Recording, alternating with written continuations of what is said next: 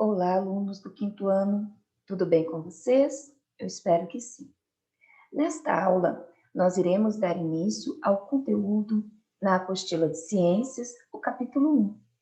No capítulo 1, nós vamos estudar um pouquinho sobre alimentação e digestão. Você já deve ter ouvido falar da importância dos alimentos para a saúde. As situações em que podemos perceber isso são várias. Por exemplo, quando alguém nos diz para comermos mais frutas ou nos alerta para comermos feijão. Neste capítulo, você vai estudar sobre a importância dos alimentos e de ter uma alimentação variada. Também verá como os alimentos são transformados no sistema digestório e qual a relação entre alimentação e saúde. Então, neste capítulo, nós vamos estudar um pouquinho sobre os alimentos, sobre a importância dos alimentos para a nossa saúde, sobre o processo de digestão, né? Sobre nutrientes, energia, ok? Então, dando início ao nosso estudo, aqui na próxima página, na seção Diga aí, nós vemos o seguinte. Essas fotos mostram duas crianças brasileiras que participaram do projeto Daily Bread, Pão de Cada Dia em português, do fotógrafo americano Greg Segal. Ele pediu a algumas crianças de diversos países que anotassem tudo o que comessem durante uma semana. Depois, tirou foto das crianças cercadas pelos alimentos do cotidiano delas. Então, aqui nós vemos duas crianças, uma criança indígena e outra criança, vamos dizer, da área urbana. Aqui nós vemos que eles colocaram, né, os alimentos que eles consumiram durante uma semana, como foi pedido ali, né, como foi a proposta do projeto, tá? Então, aqui ele tirou foto das crianças cercadas pelos alimentos do cotidiano delas. Se fosse você nessa foto, quais seriam os alimentos que estariam aqui ao redor? Quais seriam os alimentos que cercariam vocês? E aí? Então, nós vemos aqui que os alimentos, né, que eles consomem, ela consome mais alimentos naturais, né? O menino já consome outros alimentos, além de frutas, porém, nós vemos aqui que as frutas são em menores quantidades. Foi proposto que no caderno de ciências vocês respondessem as questões 2, 3 e 4, ok? Isso ficou de tarefa. Na próxima página, nós vamos estudar um pouquinho sobre energia e nutrientes. Qual a importância, né, desses dois elementos? Para pensar, dormir, ler, escrever, pular, comer, nosso corpo gasta energia. Então, tudo que nós fazemos na nossa vida cotidiana, no nosso dia a dia, o nosso corpo ele gasta energia. E a energia, né, a nossa energia, ela vem de onde? Dos alimentos que ingerimos. Então, eu quero que vocês grifem aqui nesse texto essa frase aqui. Essa energia, né? E essa energia vem dos alimentos que ingerimos, tá? E essa energia vem dos alimentos que ingerimos. Então, tudo que nós fazemos no nosso cotidiano, nós gastamos energia. Claro, algumas coisas, né, gastam mais energias e outras menos. Mas tudo consome um pouquinho da nossa energia. Então, todas as atividades que mantêm o nosso corpo funcionando, gastam, tá? E para que nós possamos repor essas energias, né, com o nosso corpo, essa energia vem de onde? Dos alimentos.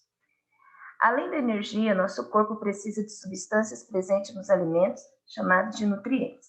Então, além da energia, para que nós possamos, né, praticar ações no nosso cotidiano, como brincar, até mesmo ler, dormir, pensar, tudo que nós fazemos no nosso cotidiano, nós gastamos energia. Mas, além disso, nosso corpo também precisa dos nutrientes, que também vêm dos alimentos. Cada nutriente tem uma função na manutenção e no crescimento do corpo humano. Então, à medida que nós consumimos os alimentos de maneira equilibrada, né?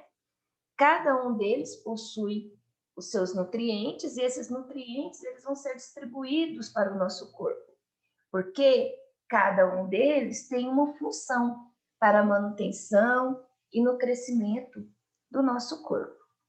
Então, veja aqui, né, o menininho se alimentando, tá? Observe que o prato dele, né, tem os componentes salada, arroz. Então, quanto mais colorido for o seu prato, mais saudável, mais nutrientes ele possui. Por quê? Porque aí, quanto mais colorido, quer dizer que o seu prato ele vai ter carboidratos, lipídios, proteínas, vitaminas e sais minerais. Logo mais, nós vamos ver qual a função desses nutrientes para o bom funcionamento do nosso corpo. Aqui na seção do Você Sabia, está falando sobre o ovo. O ovo, né, é um alimento que possui diferentes nutrientes. O ovo, ele é bastante nutritivo. Por quê? A clara, que é essa parte branca, ela é rica em proteína, tá? Ela é mais rica em proteína do que a gema. Já a gema, ela contém lipídios, além de muitas vitaminas e sais minerais. Então, por isso, o ovo, ele termina, né, sendo um alimento muito rico. Por quê? Porque ele apresenta diferentes nutrientes. Ele tem ali a proteína, ele tem os lipídios, e ele também tem as vitaminas e os sais minerais. Logo aqui abaixo, nós vemos dois grupos, o grupo dos carboidratos e o dos lipídios. Esses dois grupos, eles possuem a mesma função, né? Eles fornecem energia para o bom funcionamento do nosso organismo.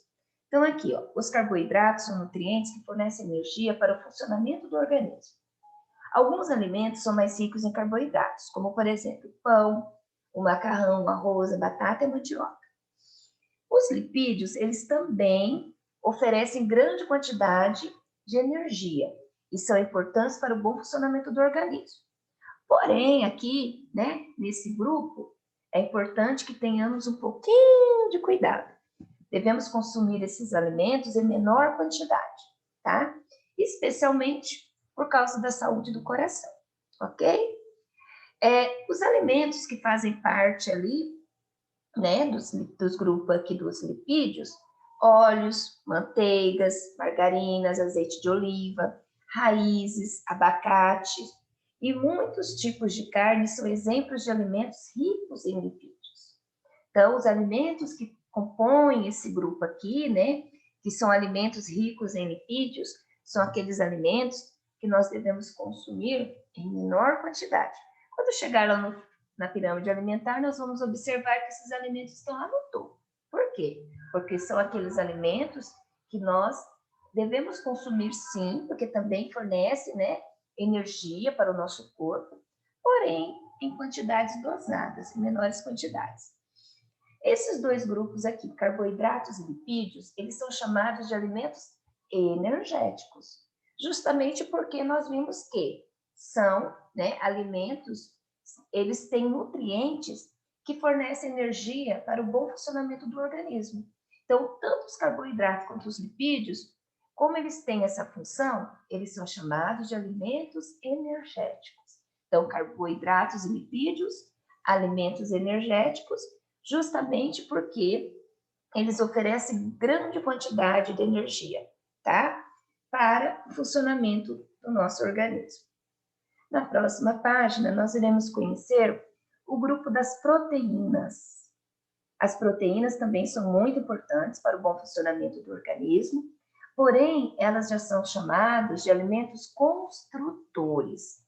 Por quê? Por serem utilizadas na construção do corpo, principalmente durante o crescimento, tá? Os alimentos ricos em proteínas, eles são chamados de construtores, porque eles têm essa função, né, de construção do corpo, especialmente ali naquela fase de crescimento, de desenvolvimento. Então, as proteínas são muito importantes para a construção e funcionamento de todo o organismo, tá? Então, diferentemente do carboidrato e dos lipídios, né, que ambos fornecem grande quantidade de energia para o corpo humano, né, para o bom funcionamento do nosso organismo, as proteínas, elas já vêm com a função de construção. Por isso que são chamados de alimentos construtores, principalmente naquela fase em que vocês estão crescendo, né, na fase do crescimento, tá? Elas são necessárias para a composição de diversos órgãos e também para os músculos. Alguns exemplos de alimentos, né, são carnes, feijões, arroz integral, ervilha, lentilha, ovos, como nós já falamos, leite, são exemplos de alimentos ricos em proteínas. O outro grupo aqui são as vitaminas e sais minerais. Esse grupo aqui já é chamado de alimentos reguladores. Por quê? Porque eles têm a função de regular, tá? As atividades do nosso organismo.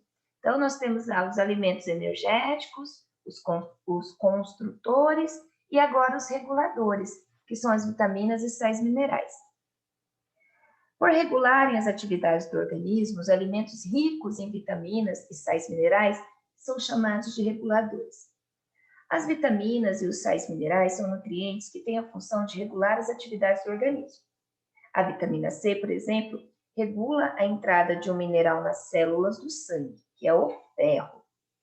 A falta de ferro pode causar anemia. Já ouviram falar de anemia? Então, a anemia é uma doença que faz a pessoa se sentir cansada, apática, desanimada. Então, muitas vezes, quando as pessoas estão se sentindo assim, né, ela pode estar com anemia. Talvez uma pequena anemia, né? Mas talvez a falta de consumir alguns alimentos, o seu corpo termina, né, ficando deficiente nessa parte. A falta de ferro ela pode causar anemia, uma doença que faz a pessoa se sentir cansada. A vitamina C, onde que ela é encontrada? Ela é encontrada em frutas, como a laranja. E o ferro, ele está presente em alimentos como o feijão e o espinafre. Então, devemos consumir esses alimentos aqui para evitar, né, a falta desses nutrientes. Aqui nós vamos falar também um pouquinho sobre outra coisa que é muito importante para o nosso corpo, cálcio. Você sabia? Durante a infância e adolescência, um dos minerais mais importantes para a saúde e para o crescimento dos ossos é o cálcio. E o que nós devemos consumir, né? Ele pode ser encontrado aonde? No leite e em seus derivados, por exemplo, o queijo. Também no tofu. O tofu também é um tipo de queijo, porém, este queijo, né, é um alimento derivado da soja, tá? Em alguns vegetais, como por exemplo o espinafre, o gergelim e a aveia. E também na sardinha, tá? Então, ele pode ser, o cálcio, né? Ele pode ser encontrado em alguns alimentos, tá? Na próxima página, nós iremos falar um pouquinho sobre a pirâmide alimentar, sua função, né? Sua importância. Os cientistas, eles desenvolveram essa pirâmide aqui para facilitar as pessoas a conhecerem, né? Qual é a quantidade necessária de cada nutriente em nossa alimentação. Como temos lá aqueles grupos lá, né? Os carboidratos e os lipídios. Temos também as proteínas, né? Que são os alimentos construtores. Temos também as vitaminas e sais minerais. Então, esses alimentos aqui, eles desenvolveram esse esquema, né? Para que nós, visualizando esse esquema, possamos perceber quais alimentos nós devemos consumir mais e quais alimentos nós devemos consumir menos, tá? Então, essa é a importância da pirâmide alimentar. Outra coisa também muito importante que nós vemos aqui é a água. A água, ela é tão importante para o nosso corpo quanto os alimentos, porque a água ela vai hidratar o nosso organismo, hidratar o nosso corpo. Então, assim como a alimentação ela é fundamental, a água também. Mas para hidratar o nosso corpo, nós não precisamos tomar somente água. Nós também podemos consumir chás, sucos naturais, né? E vegetais frescos, como frutas e verduras. que também contribui para essa hidratação, tá bom? Então, aqui nós vemos abaixo da pirâmide, né? Água. Então, não podemos esquecer de tomar água. Aqui vocês observam que as crianças aqui estão praticando atividades físicas diferentes. Já as atividades físicas que rodeiam, né, toda a pirâmide para nos lembrarmos do quanto elas são importantes para a saúde. Como a atividade física é importante? Por que será que ela é tão importante? Pois ajuda o corpo a funcionar de maneira correta. Então, praticar exercício, brincar, correr, praticar atividades, né? Que além de gastar energia, também vão contribuir para o bom funcionamento, né, do seu corpo. Quanto mais atividades físicas uma pessoa ela pratica, mais energia dos alimentos ela precisa. Então, quanto mais atividades físicas ela pratica, né, ela vai gastar energia, consequentemente, ela vai precisar de mais energia dos alimentos. É importante tomar água, tá? Aqui é para o Jalu. Então, vamos aqui no Você Sabia, vamos falar também sobre as fibras. Aqui nós vamos falar um pouquinho sobre as fibras. As fibras diferentes lá dos alimentos que nós estamos vendo até aqui, elas não são digeridas, tá?